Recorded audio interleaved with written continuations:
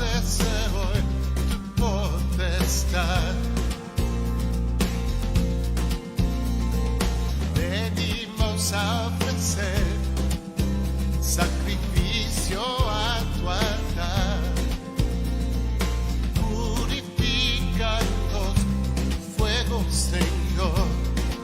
Santo Dios, tú eres santo Dios, exaltado seas. Venimos a adorar tu nombre, Dios. Tú eres santo Dios, exaltado serás. Nos rendiremos a tu voluntad, oh Señor Dios de Abraham.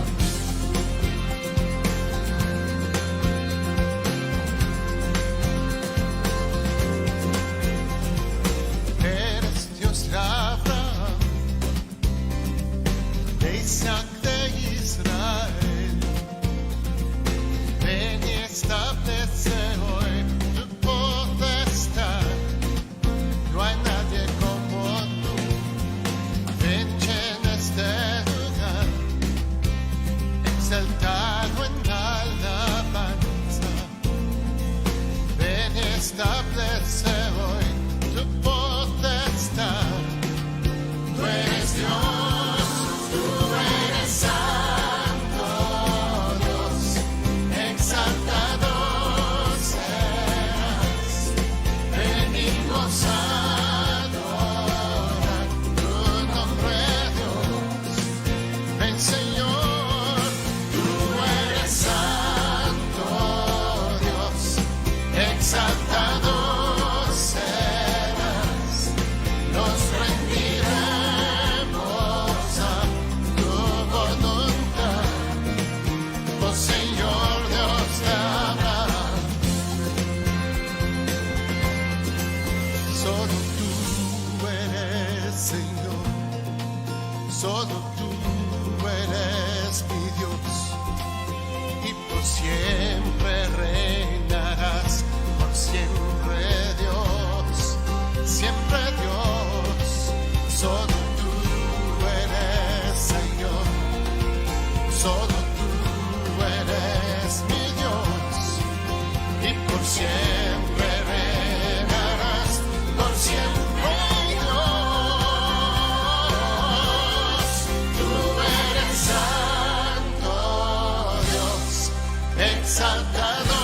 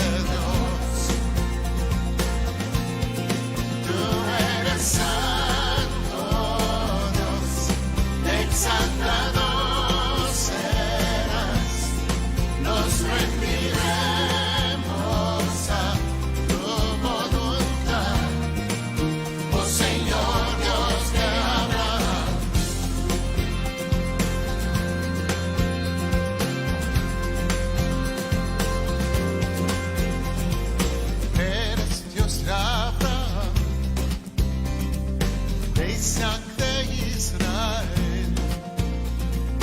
Ven y establece hoy tu potestad.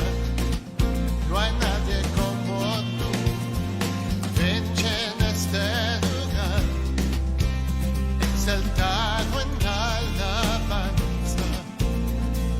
Ven y establece hoy tu potestad.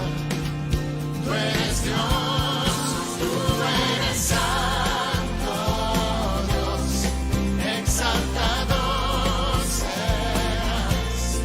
Venimos a adorar tu nombre, Dios. Ven, Señor, tú eres santo Dios, exaltado serás. Nos rendiremos a tu voluntad, oh Señor Dios de Abraham. Solo tú eres Señor, solo tú eres mi Dios, y por siempre reinarás, por siempre Dios, siempre Dios. Solo tú eres Señor, solo tú eres mi Dios, y por siempre reinarás, por siempre Dios. Tú eres santo Dios, exaltado serás. Venimos a adorar tu nombre, Dios, tu nombre. Tú eres santo Dios, exaltado serás. Nos rendiremos a tu voluntad, oh Señor. Tú eres santo Dios, exaltado serás. Venimos a adorar tu nombre, Dios, tu nombre.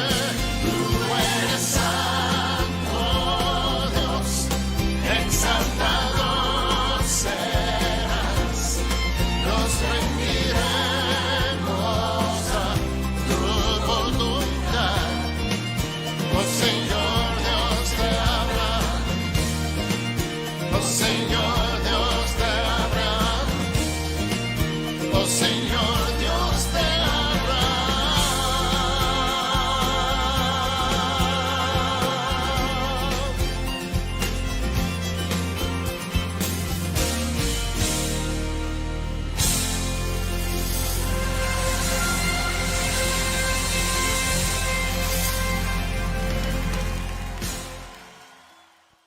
Miren lo que dice Primera de Corintios, el capítulo 1, versículos del 7 al 9. De tal manera que nada os falte en ningún don, esperando la manifestación de nuestro Señor Jesucristo, el cual también os confirmará hasta el fin, para que seáis irreprensibles en el día de nuestro Señor Jesucristo. Fiel es Dios, por el cual fuisteis llamados a la comunión con su Hijo Jesucristo, nuestro Señor. Amén.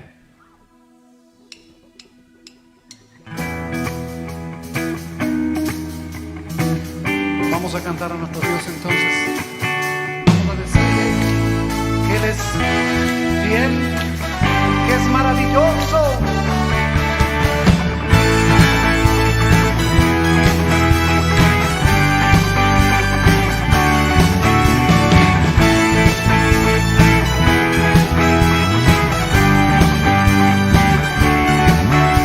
Señor, eres fiel y tu misericordia es eterna. Señor, eres fiel y tu misericordia es eterna. Gente de toda lengua y nación, de generación a generación, te adoramos hoy. Aleluya, aleluya, adoramos.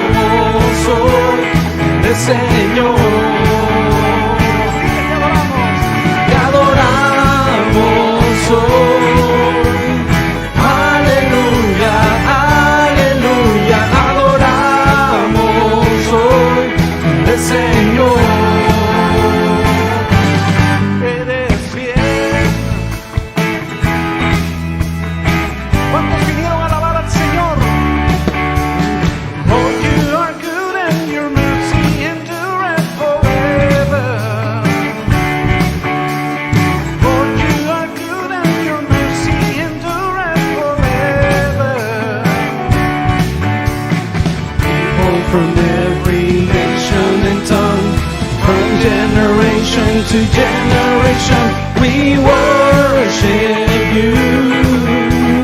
Hallelujah, hallelujah, we worship you, who you are. We worship you. Hallelujah, hallelujah, we worship you, who you are. You are good all the time.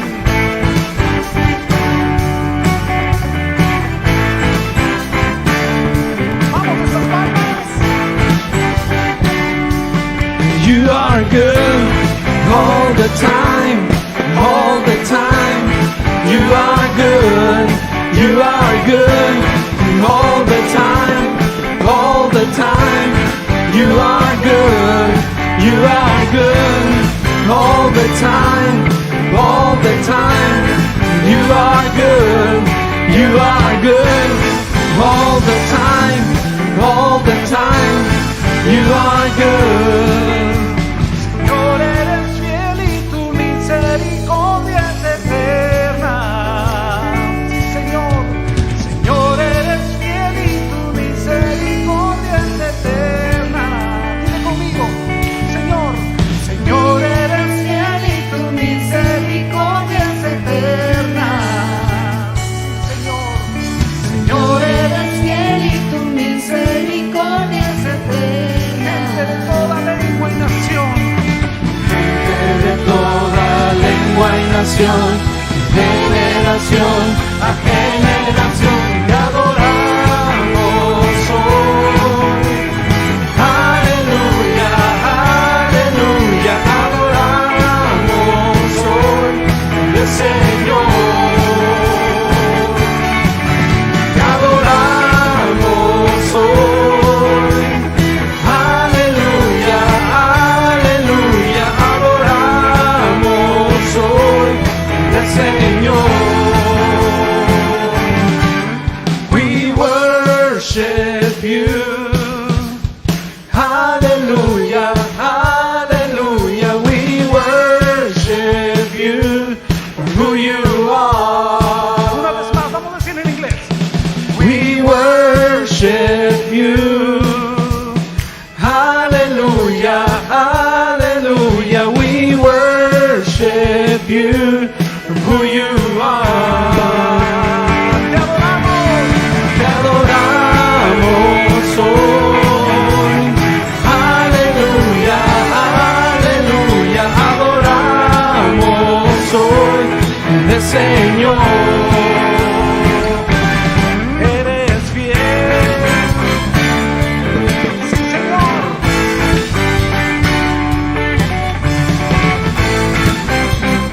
Tú eres fiel, Señor. Eres fiel, siempre fiel, siempre fiel. Eres fiel, eres fiel, siempre fiel, siempre fiel. Eres fiel, eres fiel, siempre fiel, siempre fiel. Eres fiel, eres fiel, siempre fiel, siempre fiel. Eres fiel. Tú eres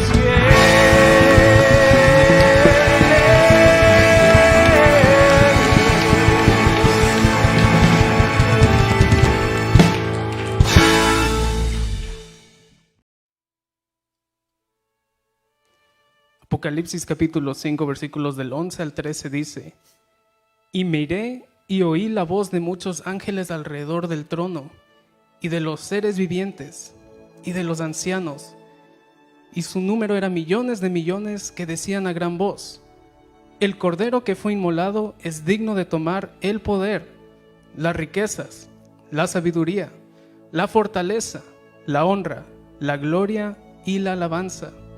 Y a todo lo creado que está en el cielo y sobre la tierra y debajo de la tierra y en el mar, y a todas las cosas que en ellos hay, oí decir: al que está sentado en el trono y al Cordero, sea la alabanza, la honra, la gloria y el poder por los siglos de los siglos. Amén.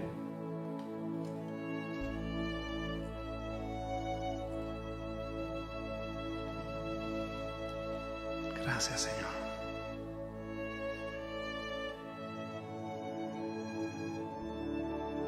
Bendito sea tu nombre, oh Dios. Digno eres de suprema alabanza, Señor.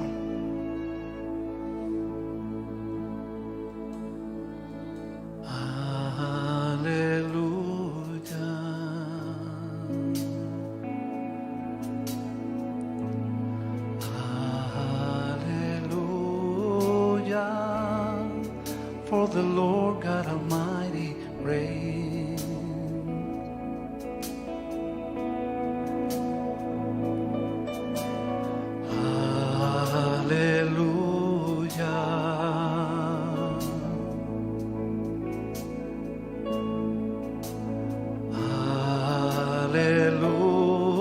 Hallelujah. For the Lord God Almighty reigns.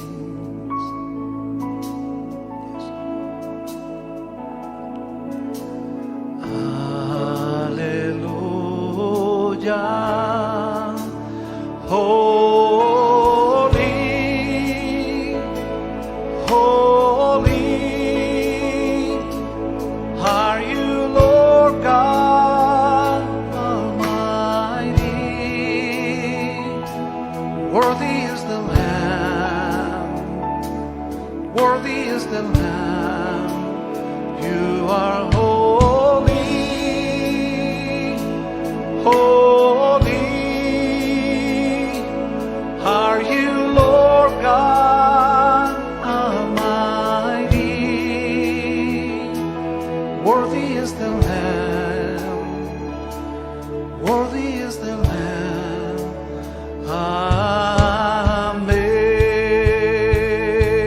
Amén. Tú eres digno de suprema alabanza, Señor. Y estamos en tu casa para adorarte, para bendecir tu santo nombre. Estamos reunidos aquí en el nombre del Señor Jesucristo, tu pueblo, Señor. Gracias, gracias por esta oportunidad, Señor. Y ahora queremos alabarte y bendecir tu santo nombre. Bendito seas tú, Señor, hoy y siempre. Recibe la alabanza de tu pueblo que agradecido el día de hoy expresa con alabanzas bendiciones a ti. Bendiciones porque eres digno de suprema alabanza, Señor. Aleluya, sí, Señor. Damos aleluya.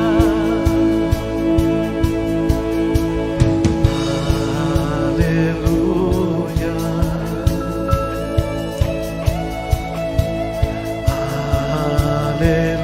Aleluya. Reinas tú, poderoso Dios. Levante sus manos un momento y diga conmigo. Aleluya.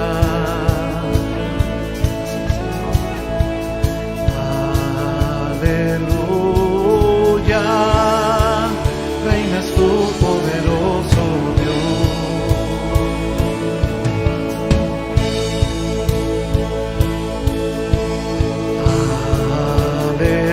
Aleluya.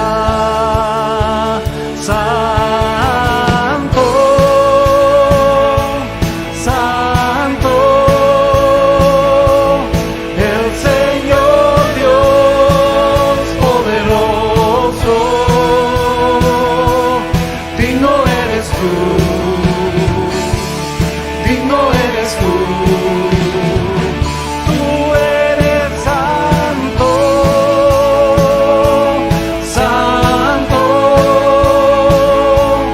el Señor Dios poderoso. Digno eres tú, digno eres tú. Amén. Iglesia, vamos a cantarle al Señor entonces. Cada vez que decimos aleluya significa gloria a ti, Señor.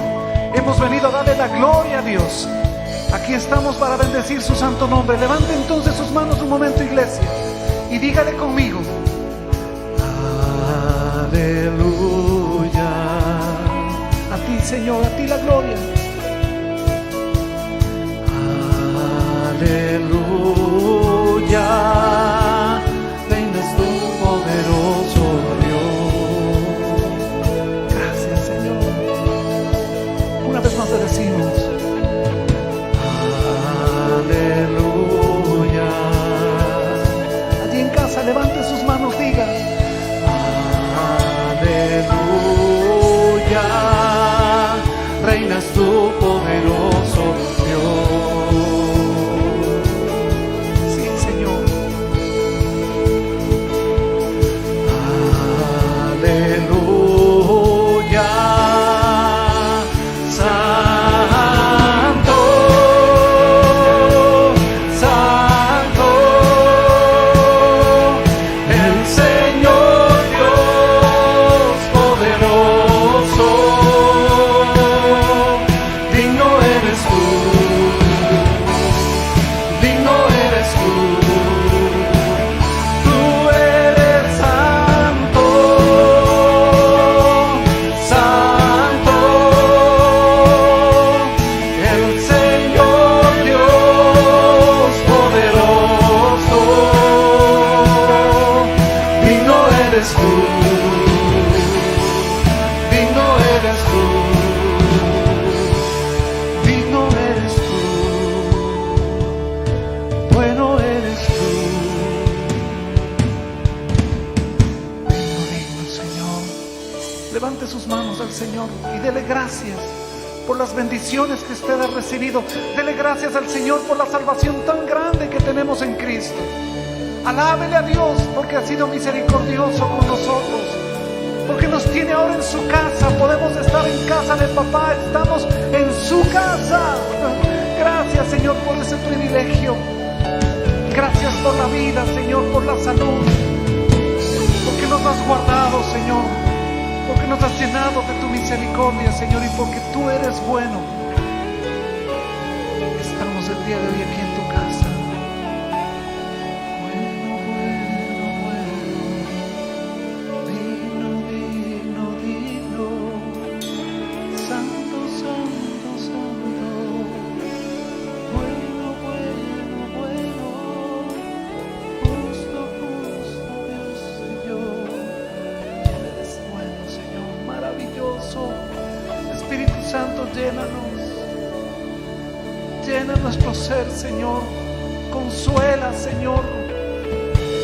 Consuela a tu pueblo en esta hora, Señor, con todas las cosas que están pasando, con el luto que familias están viviendo, Señor, con la distancia que se vive, Señor, de las familias que están lejos.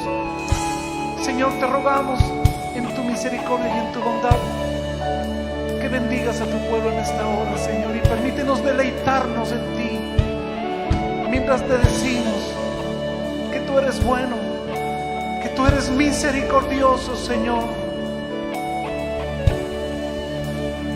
Dios Todopoderoso.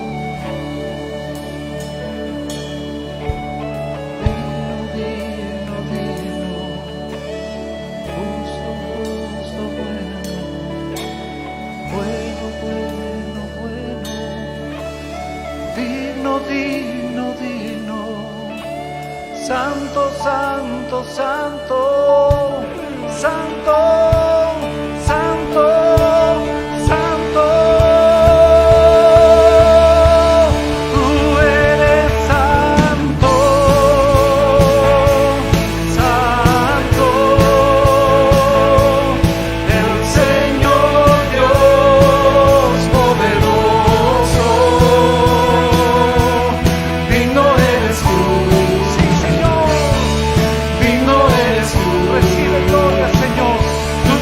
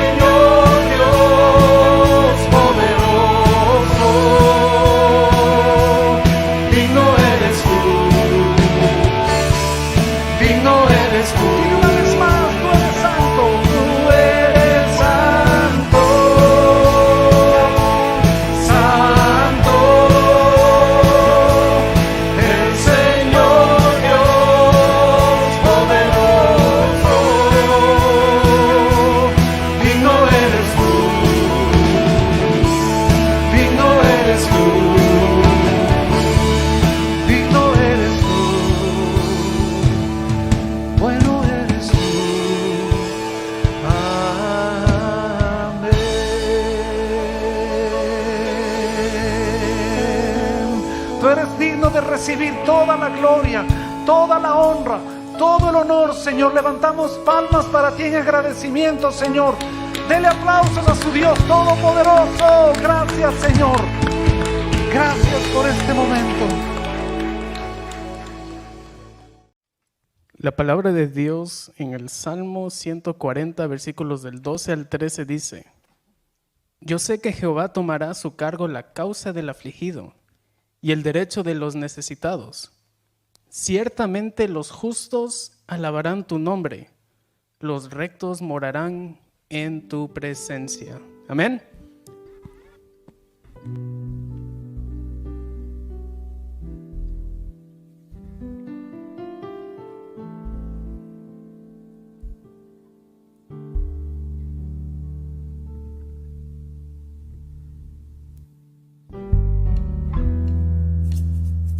Salvador, cubriste mi cabeza el día de la prueba. No me dejarás, no me olvidarás. Agradecido estoy por tu amor. Río Jesús, potente Salvador, cubriste mi cabeza el día de la prueba.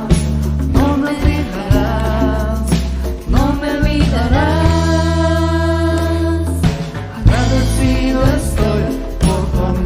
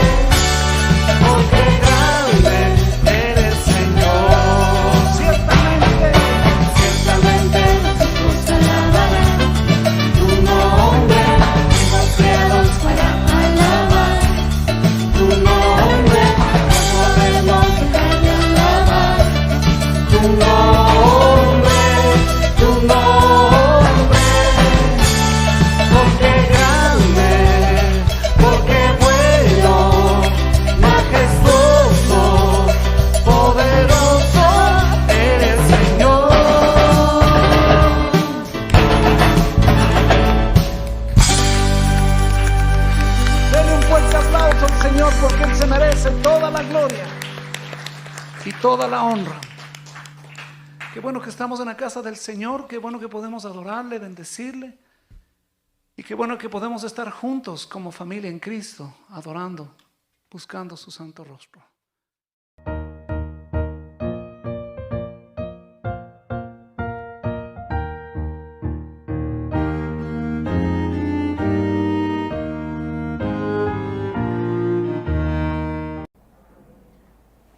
Bien, queremos enviar también, antes de iniciar, un saludo a la Iglesia Cristiana Reformada Agua Viva de Neiva, mi amigo pastor Germán Díaz, que creo que están conectados en este momento y los saludamos. Igual a la Iglesia Reformada Berkshire Shalom de Shelbyville, Tennessee, en los Estados Unidos, y a nuestro amigo pastor David Carrera, al que deseamos que pronto se recupere. Se amenaza audición y se les trata como si fueran unos incrédulos. Pero ¿es realmente esa proclamación carente de contenido el mensaje que nuestro Señor Jesucristo ha dejado en su palabra para que nosotros lo sigamos? Esa es una pregunta adecuada para nuestro tiempo. ¿Es realmente esa la revelación que Dios ha puesto en su palabra? La respuesta es un rotundo no, pues la proclamación del reino de los cielos tiene unas características que permiten identificar si el contenido del anuncio está de acuerdo con lo que Cristo dice, con lo que Cristo es, con lo que Cristo enseña o no lo es. Y en ese orden de ideas vamos a proclamar nuestro mensaje de hoy. Quiero pedirle que me acompañen en la lectura que se encuentra en el Evangelio según San Mateo y el capítulo 4, Evangelio según San Mateo capítulo 4, versículos del 12, hasta el 17.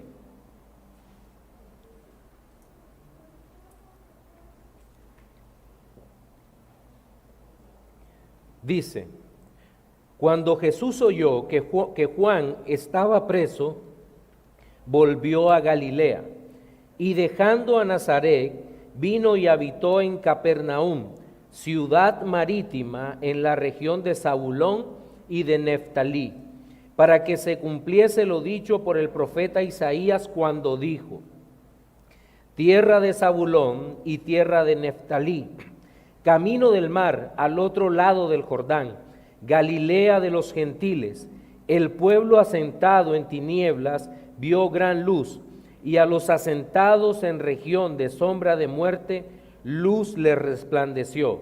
Desde entonces comenzó Jesús a predicar y a decir: arrepentíos, porque el reino de los cielos se ha acercado. El pasaje que acabamos de leer nos permite observar parte del ministerio público de nuestro Señor Jesucristo en la tierra de Capernaum, en Galilea de los gentiles. Por los demás evangelios sabemos que esto ocurrió aproximadamente un año después del bautismo del Señor Jesús, y seguramente ya el Señor tenía 30 años, como la mayoría de los eruditos creen. El asunto principal del texto, como ya hemos venido mencionando, es el hecho de que el ministerio de nuestro Señor Jesucristo no era simplemente, o no es simplemente, la manifestación de un gran profeta, como muchos lo quisieron ver, o como lo fue Juan el Bautista, aunque el anuncio del mensaje estaba totalmente a tono con todo lo que los profetas habían proclamado en todo el antiguo pacto. Pero en un sentido era totalmente distinto, porque Cristo es el cumplimiento de todas las profecías sobre la salvación, sobre Dios en medio de nosotros que se habían dado. El evangelista Mateo es muy cuidadoso de contarle a sus lectores, principalmente judíos, que el Cristo era el Mesías prometido, que vino a iluminar al mundo que se encontraba cautivo en tinieblas. Tal bendición sería comunicada en forma clara mediante el uso del lenguaje entendible para todos los oyentes. pero sin lugar a dudas, la acción del Espíritu Santo obrando en los corazones para arrepentimiento, fe, es decir, conversión, era el elemento dominante en medio de toda esta proclamación. Este mensaje tiene unos parámetros muy claros, definidos, que permiten identificar si proviene o no del Señor, que es uno de los elementos que más hacen falta en la iglesia del Señor en nuestro tiempo. Poder evaluar si la palabra que se está dando desde el púlpito proviene o no desde Dios mismo, de la revelación misma. La parte final del pasaje nos permite ver con mayor detalle el contenido esencialmente salvador de las palabras del Señor, que enfatizan la gracia soberana de Dios que nos viene dada por el Rey antes que la enseñanza ética o conductista de los fariseos, saduceos, escribas y otros grupos. Pues el Señor siempre enseñó como quien tiene autoridad, pues Él la tiene. Bien, teniendo eso en mente, vamos a iniciar con nuestro primer aspecto a tocar hoy, que tiene que ver con el mensaje, la profecía cumplida y el reino predicado. No voy a leer todo nuevamente, pero quiero traer algunas cosas a colación. Después de aquella gran victoria de nuestro Señor Jesucristo frente a Satanás en el desierto, en donde el Señor Jesús, nuestro representante, venció al diablo bajo las mismas condiciones en que Adán, nuestro primer padre, había perdido, vemos al Cristo victorioso, no a un Cristo débil, como muchas veces es presentado, sino al Cristo victorioso que avanza en la proclamación del reino. Seguramente estuvo ahí en Nazaret de Judea, donde no fue recibido como debieron recibir al Señor, pero nuestro Señor se desplaza hasta Galilea, hasta Galilea de los gentiles. Todas estas ciudades que se mencionan en la Escritura, Capernaum y demás de la provincia de Galilea, son de una importancia que nosotros ni siquiera logramos imaginar para la historia de la redención. Tienen una importancia fundamental porque lo que el Señor habló, lo que predicó, lo que enseñó, lo que hizo, resuena hasta nuestros tiempos para la salvación nuestra como tal. Por eso tiene gran importancia en la historia de la salvación. El nombre de la ciudad, Capernaum, probablemente significa aldea de Nahum, pero como advierte Hendrickson, no es seguro que el lugar recibiera ese nombre por el profeta del Antiguo Testamento que predijo la destrucción de Nínive. Ahora bien, considero que la importancia del lugar no se debe a su extensión, a su influencia política o económica o por el desarrollo social de aquellas poblaciones. Más bien, entendemos que estos lugares eran poblaciones pobres, de pescadores que vivían de una actividad particular, de la pesca y de la comercialización del pescado como tal, no del pecado, sino del pescado como tal. Y si una persona quisiera ser influyente, popular, seguramente no hubiera escogido Capernaum, no hubiera escogido Galilea como lugar donde centrar el ministerio. Estas son las cosas que Dios hace que son antiintuitivas. Es decir, uno pensaría que el Señor se movería hacia una gran urbe en el momento inicial de su ministerio o en ese momento de su ministerio y lo vemos moviéndose hacia una ciudad pequeña. Entonces, lo que nosotros podemos ver es que este lugar en el relato de Mateo se convertiría en el centro de actividad ministerial de nuestro Señor Jesucristo. Es más, en el Evangelio según San Mateo, nosotros podemos ver que aquí en Galilea el Señor llama a los primeros discípulos, el Señor realiza milagros, el Señor empieza a mostrarse. Si usted puede seguir leyendo del 17 en adelante cuando llegue a su casa y se va a dar cuenta que el Señor realizó una gran actividad, poderosa actividad en aquel lugar. Ahora bien, en el versículo 14 en el versículo 14 se nos dice que este movimiento que hizo el Señor Jesucristo no sucedió por azar, ni porque las circunstancias lo llevaran a eso, sino que fue para que se cumpliera la profecía. Para que se cumpliera la profecía. Y no queda la profecía en el vacío, sino que dice para que se cumpliera la profecía del profeta Isaías cuando dijo: tierra de Zabulón y tierra de Neftalí, camino del mar, al otro lado del Jordán, Galilea de los gentiles. El pueblo asentado en tinieblas vio gran luz, y a los asentados en la región de sombra de muerte, luz les resplandeció. ¿Por qué es importante Galilea? Porque Jesús llegó a ese lugar para salvar. Creo que eso debe ser suficiente, porque Jesús llegó a ese lugar para salvar.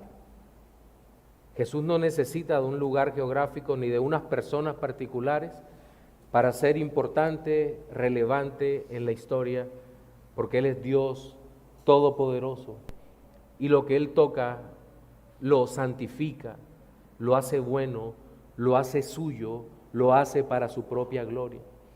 Me gusta una nota que aparece en el sermón número 1010 de Spurgeon sobre este mismo tema titulado Luz para los que están asentados en tinieblas, predicado el domingo 10 de septiembre de 1871. Dice Spurgeon: después de ser expulsado con violencia de la ciudad, el manso encaminó sus pasos en otra dirección. Sin podía estar justamente indignado, el amor guiaba sus pasos. Debía irse, pues los nazarenos habían demostrado ser indignos, pero ¿a dónde iría? Decide ir a los marginados, a la parte más olvidada de su tierra, a esa región en la que la población estaba mezclada y era degenerada al grado de ya no ser llamada Galilea de los judíos, sino Galilea de los gentiles, región en la que por su lejanía con Jerusalén poco se sabía de la adoración del templo, en la que el error era endémico, en la que las mentes de los pobladores estaban envueltas en tinieblas y sus corazones se encontraban en la región de sombra de muerte. La pérdida de Nazaret sería la ganancia de Galilea. La oscuridad de la cual habla la bendita palabra de Dios no es una oscuridad física o debido a las nubes o a las grandes tormentas que se formaban en el lago de Galilea o en el mar de Galilea, sino eran las tinieblas de oscuridad que estaban invadiendo el corazón de aquellos. Es cierto que Isaías hace el anuncio de que el pueblo asentado en tinieblas vio gran luz, pero el verdadero cumplimiento de esta profecía solo se daría al momento que nuestro bendito Salvador empezó a caminar en medio de aquel pueblo. Y ese es el verdadero sentido en que nosotros debemos entender el cumplimiento profético en este momento de la historia. Piense un momento en estos galileos, piénselo, pescadores, sin letras, lejos del templo, con una sinagoga por ahí muy pequeña, poco interesados en las cosas del Señor y descritos por la palabra de Dios como Galilea de los gentiles. Aquellos que no tenían esperanza, aquellos que estaban lejos de todos, lejos del templo, aquellos que estaban mezclados, aquellos que no eran puros. ¿Qué más podríamos decir nosotros sobre estos galileos que no fueran cosas absolutamente malas, perversas, dañinas y verdaderas sobre ellos? ¿Qué más podríamos decir? El mundo religioso los clasificaría como hombres sin esperanzas, no aptos para salvación. Sobre ellos no vale ninguna gracia, ninguna misericordia, ninguna acción sería posible para que ellos pudieran redimirse delante del Señor. Pero la palabra de Dios dice que ese pueblo de tinieblas le resplandeció gran luz. El Dios vivo caminó en medio de ellos, los llamó.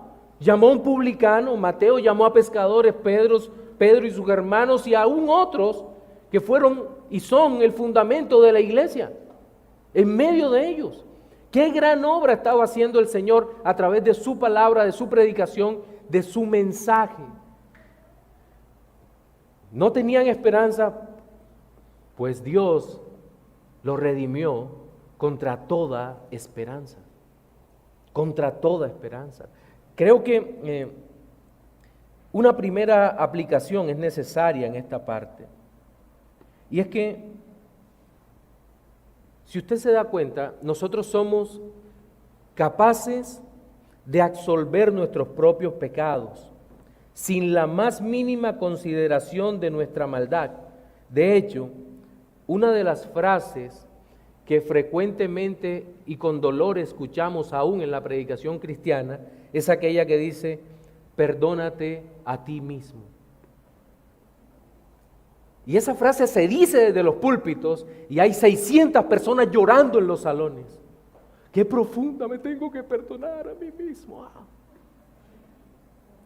Miren, tal actitud no permite que podamos dimensionar la realidad de cuán malvados somos y cuán grande es nuestro pecado, hasta el punto que no entendemos y no valoramos el hecho de que el mismo Dios se tuvo que hacer hombre, caminar entre nosotros y decirnos: eres un pecador, para que pudiéramos ver nuestro pecado. Tuvo que enseñarnos a manera de contraste, de antítesis, nuestro pecado con su santidad, para que nosotros pudiéramos comprender cuál es el grado de degeneración que teníamos y que si no fuera por Él, no podríamos acceder a Él. Dios con nosotros, Emanuel, lo cantamos hace un momento. No solo es una versión tierna, medio debilucha de lo que es Dios, caminando en medio del pueblo para que todo el mundo diga: ay, qué precioso el bebé que vino en Navidad, qué hermoso. No, Dios con nosotros nos confronta con nuestro pecado porque nos ama. Porque nos ama. Si no nos amara, no nos dijera que estábamos, como dice el doctor Acosta, podridos hasta el núcleo. Y con una necesidad de ser levantados, resucitados de medio de los muertos. El mensaje de nuestro Señor apunta en esa dirección. Cristo mismo trajo ese mensaje. Ahora bien, este es nuestro primer punto, que tiene que ver con el cumplimiento profético para darle contexto a todo lo que significa como tal el mensaje del reino. Y es aquí donde quiero entrar a nuestro segundo punto, y es el mensaje proclamado y sus partes. Y quiero hablar del versículo 17. El versículo 17 dice: desde entonces comenzó Jesús a predicar, esa palabra es bien interesante, a predicar y a decir: arrepentíos, porque el reino de los cielos se ha acercado. Arrepentíos, porque el reino de los cielos se ha acercado. Desde entonces Jesús comenzó a predicar y a decir. C.H. Dodd, citado por Tomás de Lea, describe un patrón de proclamación de la verdad por parte de los discípulos de Cristo, el cual llama querigma, y que es coherente con la doctrina bíblica que fue dada a través de los apóstoles. ¿Cuáles son esos elementos comunes al mensaje? Los que todo mensaje que se diga cristiano debe tener, el querigma. Bien, las profecías se cumplieron, de eso acabamos de hablar, y la venida de Jesús ha inaugurado una nueva era. Todo el mensaje del reino habla de eso. Jesús nació de la simiente de David, de eso hemos hablado, el mensaje del reino habla de eso. El Nuevo Testamento empieza diciendo que Jesús es hijo de David, Jesús es rey. Tercero, murió de acuerdo con las Escrituras para librarnos de esta era mala. Hablamos de muerte sustituta, de muerte expiatoria. Fue enterrado, resucitó al tercer día de acuerdo con las Escrituras, fue exaltado a la diestra de Dios, volverá como juez y salvador de la humanidad. Y ese mensaje ha sido preservado de manera sobrenatural por Dios en su palabra a través de todos los siglos, y el mismo Señor prometió que cielo y tierra pasarían, pero su palabra nunca pasaría. Ahora bien, entendiendo este querigma así, es decir, esta proclamación bíblica, podemos asociar en varios apartes los elementos del mensaje. Primero, hay elementos relacionados con la encarnación y el reino, y es que toda la proclamación en la Biblia, desde la creación hasta la visión de la gloria eterna de Cristo, se caracterizan porque la persona del Hijo de Dios es central en dicho mensaje. El Señor nunca vino a la tierra para ser el auxiliar del hombre para el logro de sus objetivos. El Señor no vino para ayudarnos a lograr y a realizar nuestros sueños. Temo decirle que muchas veces el Señor ha venido para destruir tus sueños. ¿Por qué? Porque no están a tono con el plan de Dios. No están a tono con el plan. ¿Y por qué el Señor haría eso? Porque toda la gloria es de Él. ¿De qué te sirve planificar una vida de acuerdo con tus propios esquemas?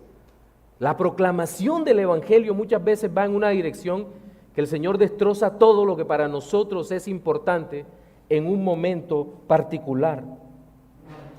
Miren, entendemos que toda buena dádiva y todo don perfecto viene de Dios. Eso es verdad. Pero olvidamos con mucha frecuencia que las buenas dádivas de Dios muchas veces no son lo que nosotros pensamos que son buenas dádivas. Lo he dicho más de 100 veces desde este púlpito. Muchas veces una gran fortuna puede ser una gran maldición. Muchas veces una gran pobreza puede ser una gran bendición. Muchas veces una terrible enfermedad puede ser una gran bendición. Y lo que nosotros creemos malo, Dios lo está usando para su propia gloria. Entonces, nosotros no podemos simplemente entrar a hacer una valoración tan mundana de las cosas que el Dios Todopoderoso hace en nuestras vidas. Todo el mensaje, toda la palabra de Dios, toda la proclamación, todo el querigma está centrado en Jesucristo, en que Jesucristo es el gran Salvador. Pero hay elementos relacionados con la vida y el reino también en este querigma. Y uno de los asuntos que más descuidamos, y esto lo decía en un sermón de la carta a los Hebreos, que más descuidamos en la predicación protestante es sin lugar a duda la vida de Cristo. Porque al parecer estamos más interesados en la muerte expiatoria, en el Calvario, y perdemos la perspectiva sobre lo relacionado con la obediencia perfecta de nuestro Salvador. Olvidamos que Cristo no solo es nuestro sustituto en la muerte, en la cruz, sino nuestro sustituto en la vida, viviendo la vida perfecta que nosotros nunca pudiéramos haber vivido.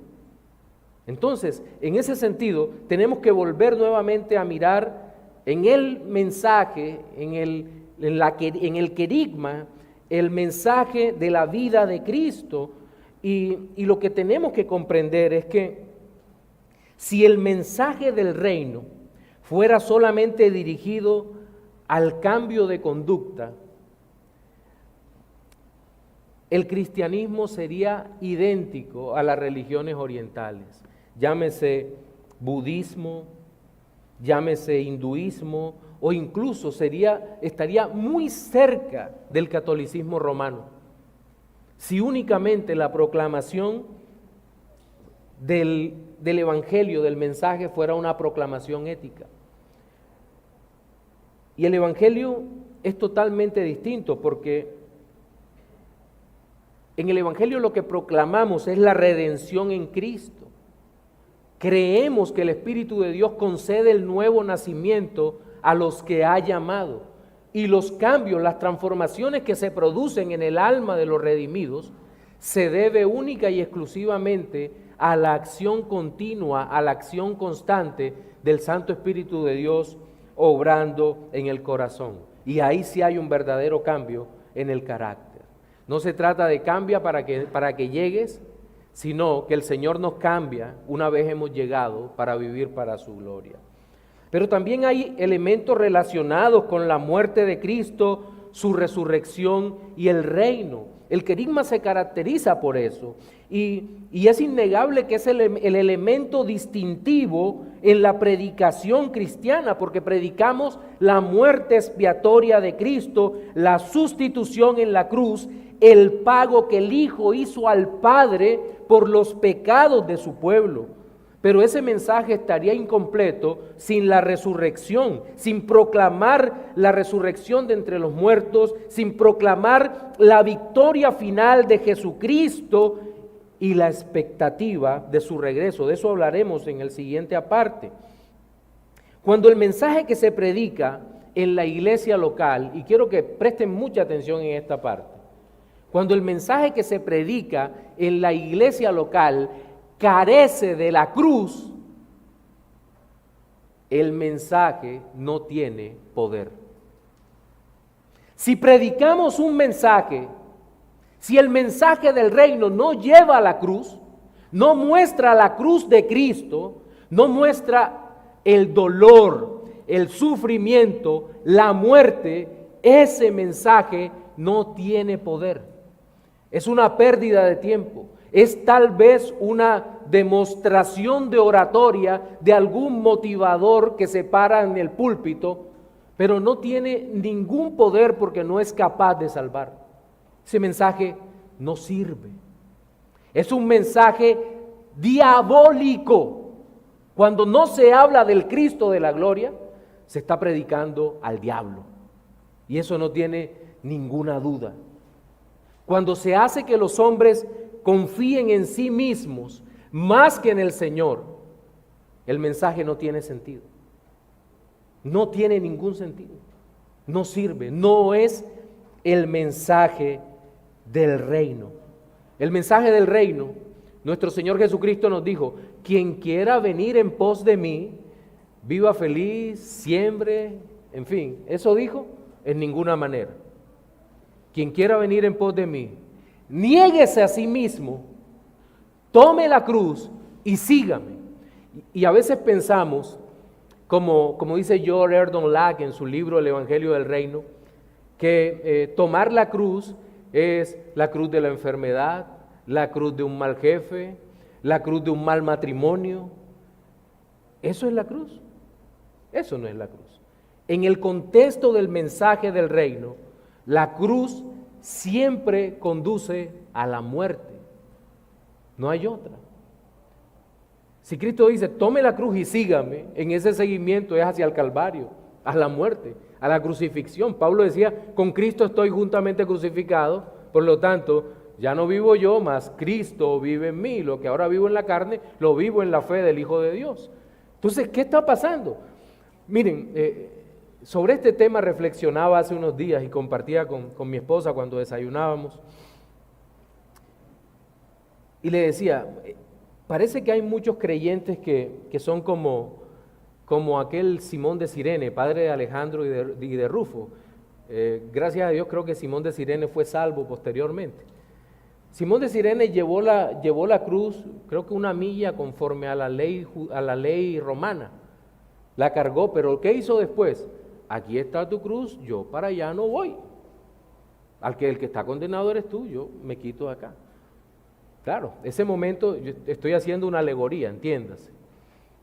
Y creo que muchas veces el creyente como que asume esa postura. Es que desde el púlpito están diciendo, toma tu cruz. Bueno, voy a llevarla 1 milla. No sirve. Bueno, Dios dijo, el Señor dijo, al quien le pida que lleve la carga, llévala 2 millas. ¿Será que la llevo 2 millas? Bueno, 2 millas. No sirve tampoco. Tienes que subir al Calvario. Tienes que llegar al Calvario. Tienes que morir. Tenemos que morir. Y en eso está centrado el mensaje del reino. De otra manera, no tiene ningún valor para nuestra vida. A los que acusan de los aspectos prácticos, pues aquí está un aspecto práctico a considerar, el más importante de todo. Pero también el mensaje, el querigma, tiene elementos relacionados con el regreso de Cristo. El mensaje del reino posee este elemento escatológico. Escatológico es el final, el estudio de las cosas finales, el cual no puede olvidarse. ¿Por qué? Porque el elemento escatológico del mensaje está hecho para transmitir esperanza sobre la base de la realidad del inminente regreso de nuestro Señor Jesucristo. Y la proclamación de la iglesia que naciente tanto del primero como del segundo siglo, estaba centrada en el hecho de que nuestro Señor Jesucristo regresaría por segunda vez de forma clara y visible, de tal manera que todo ojo le vería. Uno de los daños más grandes que ha causado al Evangelio, o que se ha causado el Evangelio en el presente, es la enseñanza premilenial dispensacionalista que proclama un rapto secreto de la iglesia y un trato diferenciado para la nación de Israel. Esto estimula por un lado la mentalidad escapista. Como me voy en el rapto, cuando la cosa se ponga fea en la tierra, no tengo por qué preocuparme por mi consagración. Y por lo general, cuando vienen demasiados sufrimientos sobre el pueblo, muchos se frustran, se apartan, denigran de Dios, porque se les enseñó a tener una mente escapista, una mente incapaz de transformar el mundo en el que viven, de velar por la familia en la que viven, porque creen que habrá algo así como una especie de segunda oportunidad. Ese es uno de los grandes problemas, pero en el otro es que le dan mayor valor al pueblo de Israel, del Israel nacional que en realidad tiene. Y entonces hacen todo un programa especial particular de evangelio para el judío, sin entender que el Dios vivo ha llamado tanto a judíos como gentiles a través de Cristo, el único mediador. De tal manera que todo el que entre a esta vida eterna, a esta gloriosa vida, es solo a través de Cristo, no hay otra, no hay un segundo programa para el pueblo de Israel como tal.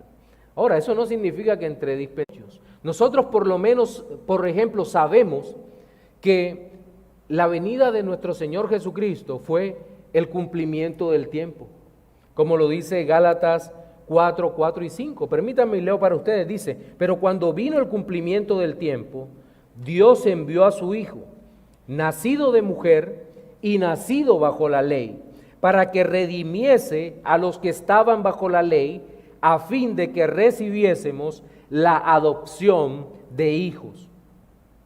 Estos versículos nos enseñan que el propósito fundamental de la acción de Cristo era redimirnos, comprarnos para que nosotros viviéramos para Él, para su gloria, para que fuésemos adoptados hijos suyos.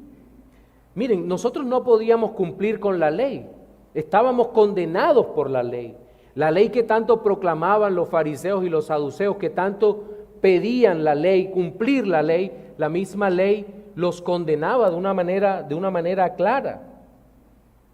Pero Cristo el Señor nos muestra en su mensaje, interpretamos su mensaje como que Cristo vino a redimirnos, su acción, su obra nos redimió y creemos en esa obra por la fe.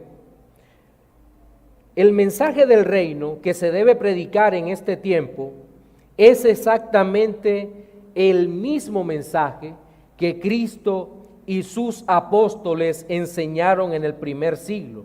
Es decir, tenemos que hacer un llamado al arrepentimiento. Debemos interpretar de esa manera que a través del mensaje llamamos al arrepentimiento y ofrecemos la gracia que solo Cristo puede dar. Hace tal vez un par de años, una persona que había estado pastoreando, un pastor joven, me llamó y empezamos a hablar sobre el tema del mensaje en este tiempo y de la interpretación del mensaje en este tiempo. Y entendí que todo estaba mal cuando aquel hombre me dijo, mira, el mensaje hay que hacerlo contemporáneo. La frase que él usó fue contemporaneizarlo. Inmediatamente se prendieron todas mis alarmas, porque recuerdo que cuando estaba haciendo la maestría en estudios teológicos tuvimos que leer cualquier cantidad de libros de teología liberal. Y yo entendía lo venenosa que es la teología liberal y cuando una persona que no tiene el fundamento bíblico fuerte empieza a leer la teología liberal, cuánto daño puede producir en su alma. Y le dije, un momento, el mensaje no podemos contemporaneizarlo, puede ser contextualizado. Es decir, presentar el mismo mensaje con palabras actuales, con ejemplos actuales, pero el mensaje no puede ser cambiado, porque el mensaje es el mismo. Cristo el Señor vino a la tierra, Cristo el Señor vivió una vida perfecta, Cristo el Señor murió en sustitución por su pueblo, Cristo el Señor fue sepultado y resucitó al tercer día de entre los muertos, y 40 días después ascendió a los cielos y desde allá intercede de manera eficaz por aquellos que ha salvado para su gloria. No hay otro mensaje, no hay, no puede ser cambiado, no puede ser hecho más atractivo para los jóvenes, para las amas de casa, para los hombres de negocios, para los niños. No, es el mismo mensaje para todos. Miren, cuando la predicación del Evangelio, cuando la predicación en la iglesia se centra en los bienes materiales que presuntamente el Señor dará, o en la mejora de la autoestima de los oyentes, o se centra en la construcción de una familia feliz, o cualquier otra cosa accesoria, antes que la gloria de Cristo, tal mensaje, aunque sea aún éticamente adecuado, carece del poder del Espíritu Santo para cambiar el alma. Y tal vez hay un elemento que nosotros no hemos valorado en el tiempo presente, y es que al parecer la diferencia en el mensaje de las congregaciones de superfe y aquellas que nosotros consideramos más conservadoras, la diferencia no es sustancial. Ambas son humanistas, ambas buscan su propio mensaje, ambas persiguen su propia justicia. En ninguna de las dos, Cristo es el centro del Evangelio. Pero el mensaje que transforma las vidas es el mensaje que se repite una y otra vez. ¿Cuál mensaje? Cristo.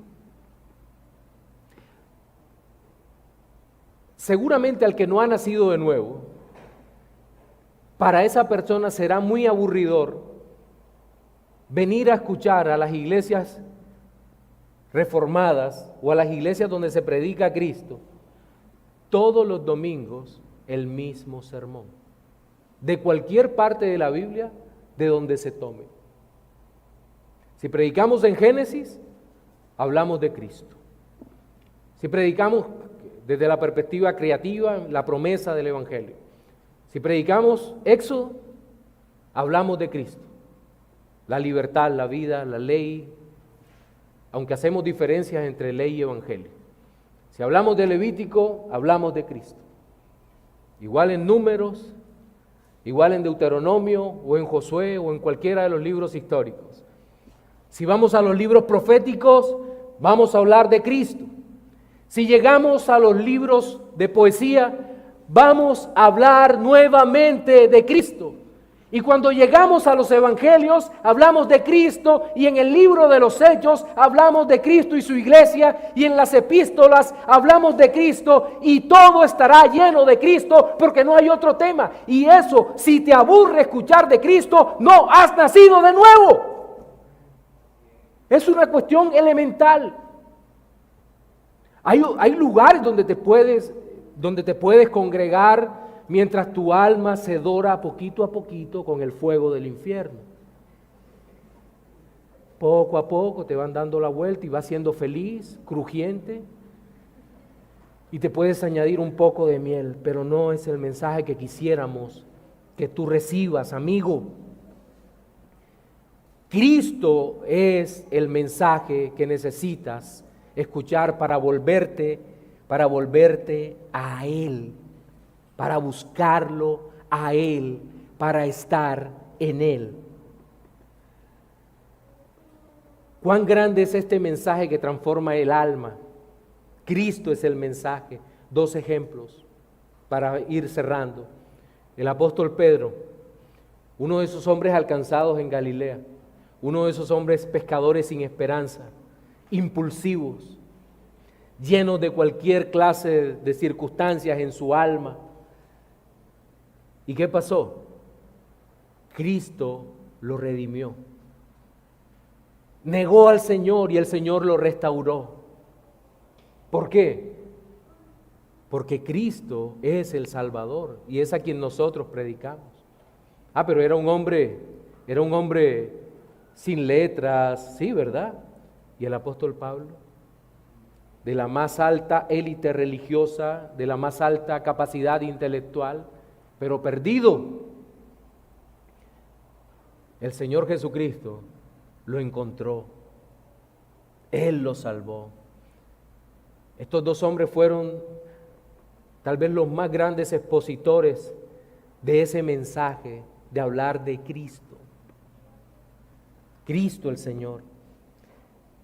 Y mostrar con sus propias vidas cómo Cristo, el mensaje de Cristo, transforma las almas. En nuestro sermón dominical de hoy hemos visto 3 aspectos relacionados con el mensaje del reino. Fueron ellos: la profecía cumplida y el reino predicado. Segundo, el mensaje y sus partes. Hablamos del querigma. Y tercero, el mensaje y su contenido. Reflexiones finales. Para los no creyentes, amigo, de seguro el mensaje que encuentras hoy en día es un mensaje motivacional que te invita a un cambio. Pero el cambio, ¿hacia dónde va dirigido? Es la pregunta que nosotros necesitamos hacer. Porque un cambio hacia ninguna parte no sirve, no tiene valor. Y el cambio produce algo que, ese tipo de cambios que en política se conoce como gatopardismo, es mover todo para seguir igual. No queremos que estés sufriendo esa situación, sino que tu alma sea confrontada por Cristo y tu corazón sea transformado, que nazcas de nuevo para la gloria de Él. Corre a los pies de Cristo, suplícale que te conceda arrepentimiento y fe en Él y puedas vivir para su gloria. Pero ahora me dirijo a los creyentes. El mensaje del reino es uno solo.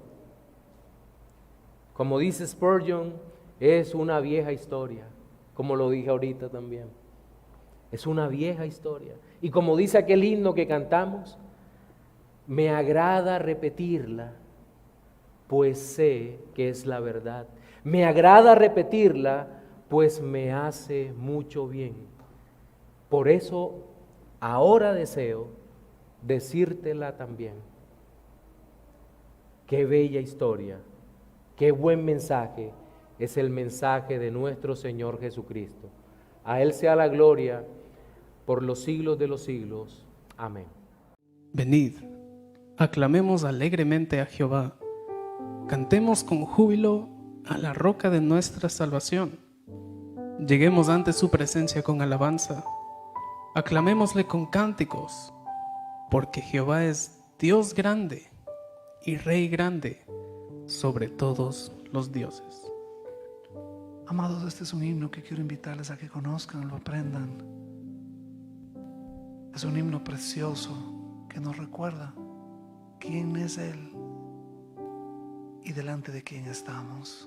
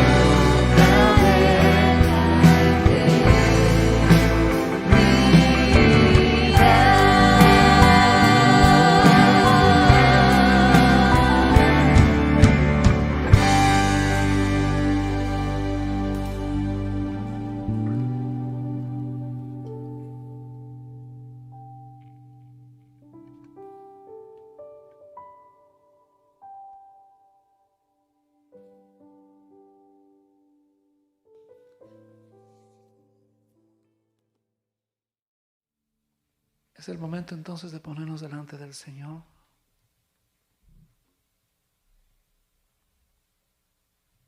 Yo le pido que, independientemente de quién esté al lado suyo, si usted necesita ponerse de rodillas, hágalo. Si usted necesita quebrantarse y humillarse delante de Dios, hágalo, sin importar quién está al lado suyo o al frente suyo. Pero por otro lado quiero pedirle, por favor, que en su vida usted reconozca que usted en su vida reconozca la soberanía de Dios absoluta. Y que cualquiera que sea la situación que esté pasando, de verdad usted le dé gracias a Dios. En el Salmo 86, versículos del 8 al 10 dice: Oh Señor, ninguno hay como tú entre los dioses, ni obras que igualen tus obras. Todas las naciones que hiciste vendrán y adorarán delante de ti. Señor, glorificarán tu nombre, porque tú eres grande y hacedor de maravillas, solo tú eres Dios.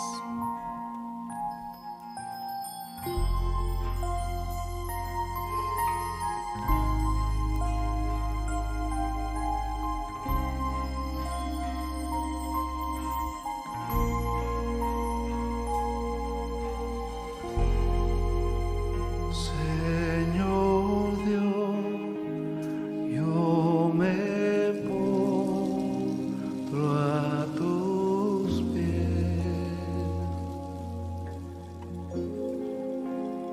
Oh Señor, yo me doy todo a ti.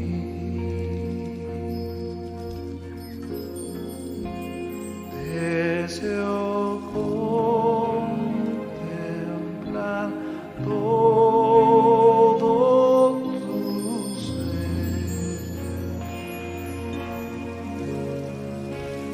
Puedo ver, Santo es el Dios de gloria, alzo mi voz y canto a ti, mi Rey, digno, solo tú eres digno, alzo mi voz y canto a ti, mi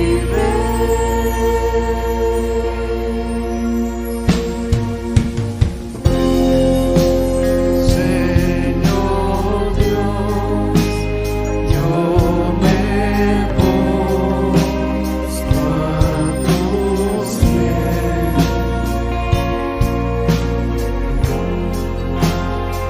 Oh Señor, yo me doy todo a ti.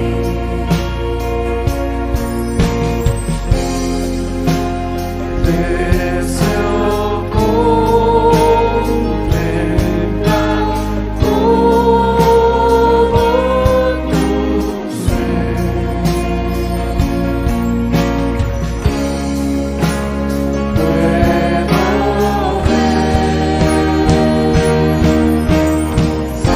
todo tu ser. Puedo ver, Santo es el Dios de gloria, alzo mi voz y canto a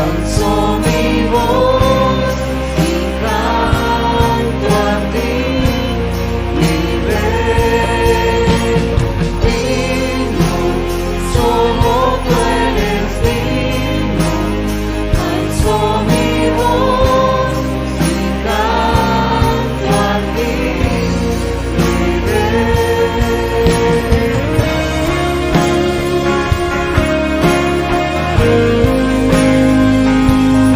y canto a ti, mi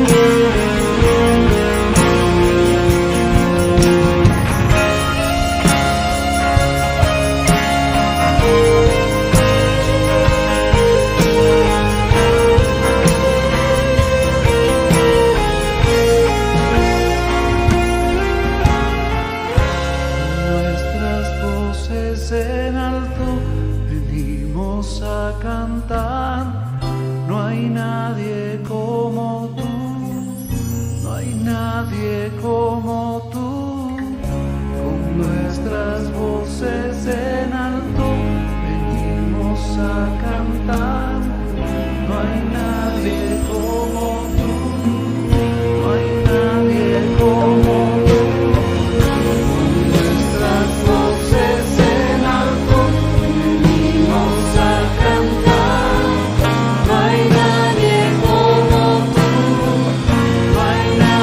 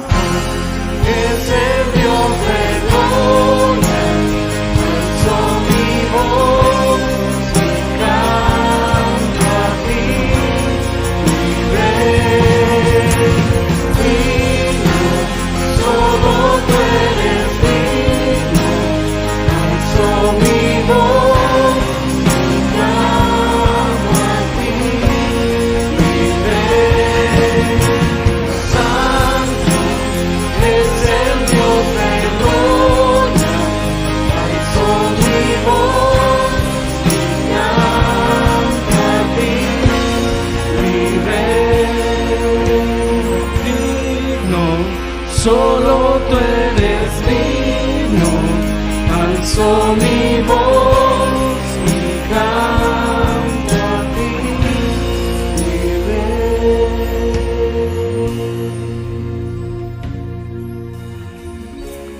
Y la gloria del Señor llena este lugar.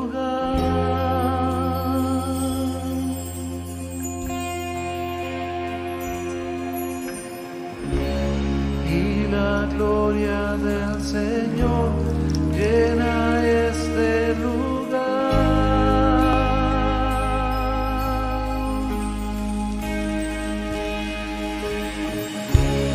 Y la gloria del Señor llena este lugar.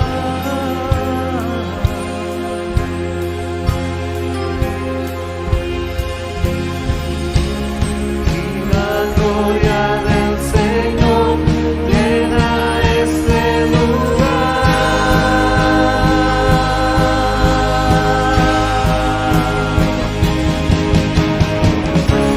Y la gloria del Señor llena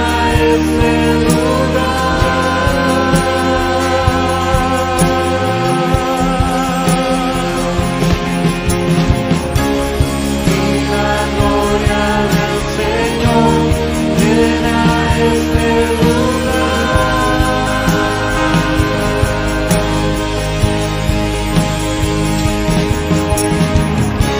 Y la gloria del Señor llena este lugar.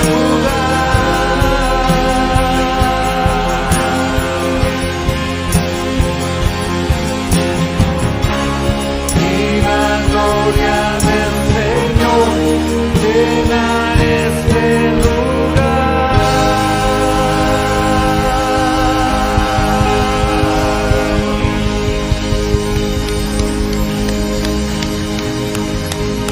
Bendito eres tú, Señor, Dios soberano. Bendito eres tú, Señor, por el privilegio que nos das de estar en este día, Señor, en tu casa, por la gracia con que nos tratas siempre, Señor, a tus hijos.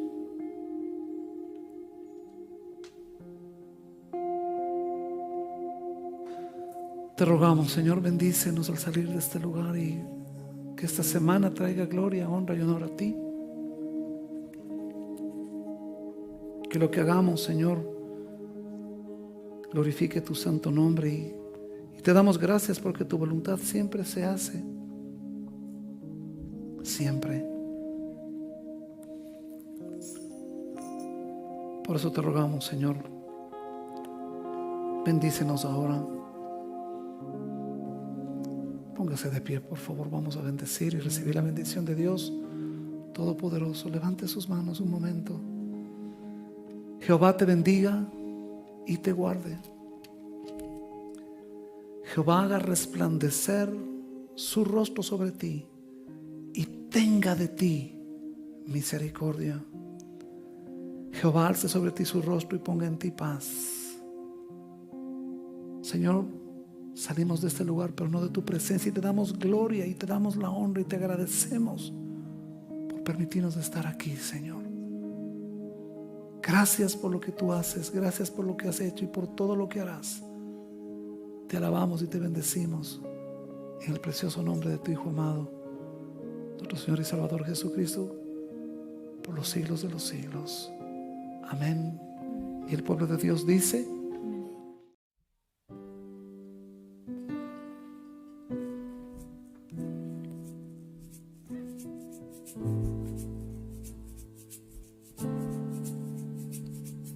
Dios mío, eres tú, potente Salvador. Cubriste mi cabeza el día de la prueba. No me dejarás, no me olvidarás. Agradecido estoy